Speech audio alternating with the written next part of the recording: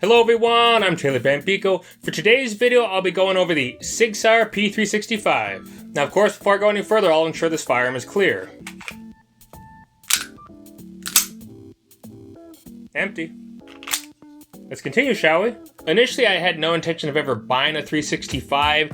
Normally, if I got a subcompact pistol, it'd just be the Glock 26. A few years ago, I did have the opportunity to shoot this side by side, the Springfield Armory Hellcat, and while the owner of both pistols leaned more towards the Springfield Armory, I leaned more towards the 365. It really just boils down to personal preference, though of course, that time I was still not convinced on the firearm. But as time went on, I did reconsider. Of course, when I did consider on getting one, the occurred, and supply and demand really went up, and finding one for a decent price was very difficult. Fast forward a couple years, I find a store which is selling one for less than $550 out the door.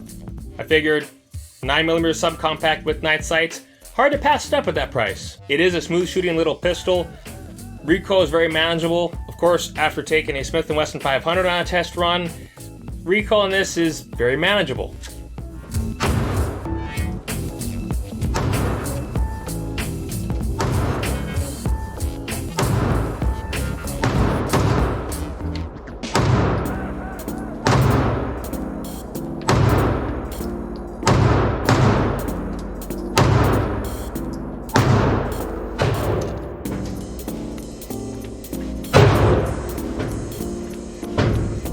Of course, one of the main reasons someone would buy this pistol is concealed carry, and I will admit it is much easier than carrying something such as a full-size Beretta 92FS. Now, of course, before I go any further, I'll clear this firearm as well. We're good. Empty. Let's continue, shall we? I will admit the 92FS is easier to shoot than the 365. However, this is a lot easier to carry concealed. That's one thing I did hear a lot when it came to people who were buying their first firearm when I worked at the gun store. They wanted a firearm which was comfortable to shoot, felt good in their hands, but they wanted something which they can carry concealed.